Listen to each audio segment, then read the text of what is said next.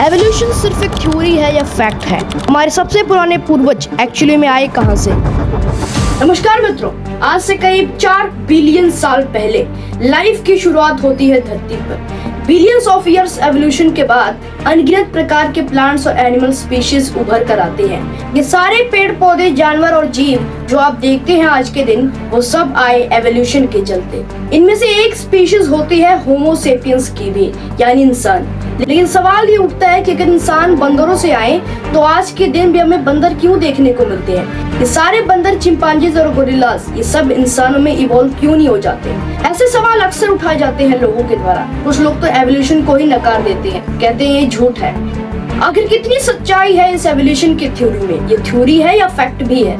और कैसे ये अलग अलग प्रकार के जीव इवॉल्व किए, आइए जानते हैं आज के इस वीडियो में।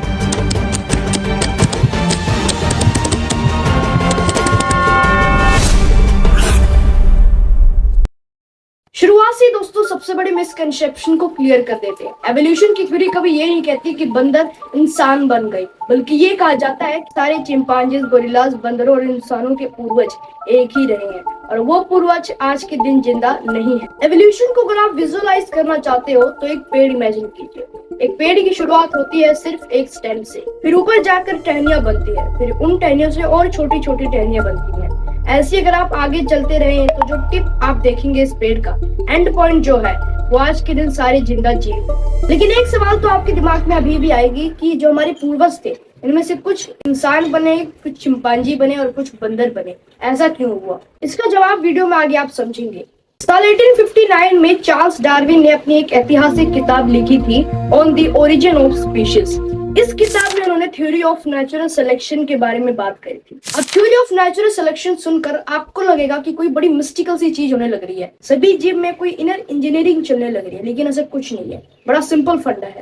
जब भी रिप्रोडक्शन होती है इंसानों में, जानवरों में, पेड़ पौधों में, तो जीन्स जो है वो एक से दूसरे जीव में जाती है। हमारी जीन्स बच्चों में पास ऑन होती है और जब भी ये होता है तो जीन्स में म्यूटेशन देखने को मिलती है।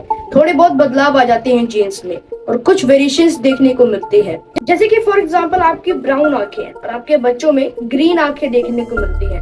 इसका मतलब है कि अचानक से एक म्यूटेशन आ गई है उनके जीन्स में, आंखों को कलर देने वाली जीन्स में। हो सकता है आगे आने वाले बच्चों में भी ग्रीन आंखें देखने को मिले। अक्सर ये जो वेरिएशंस होती है, इनमें से कुछ फायदेमंद होती हैं तो कुछ नुकसानदायक रहती है अपने एनवायरनमेंट के चलते। तो कुछ सरवाइव कर पाती हैं, कुछ डायट हो जाती हैं। इसी प्रोसेस को कहा जाता है नेचुरल सिलेक्शन।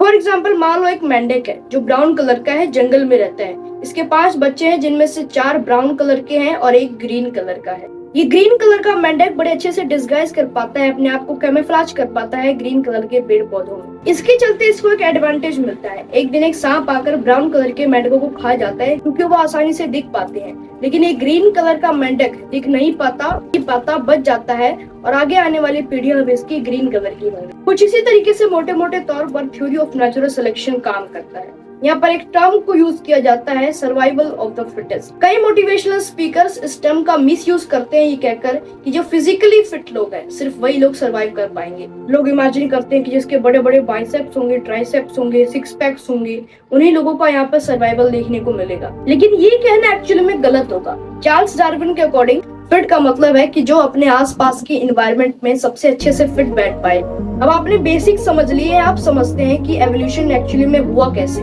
एवोल्यूशन की ट्री में अगर आप टाइम में पीछे जाते रहे तो हर किसी में आपको एक कॉमन एंसेस्टर देखने को मिलेगा। कई बिलियन साल आगे चले तो एक बड़ा खास किस्म का बैक्टीरिया उभर कर आता है एवोल्यूशन के चलते, साइनोबैक्टीरिया।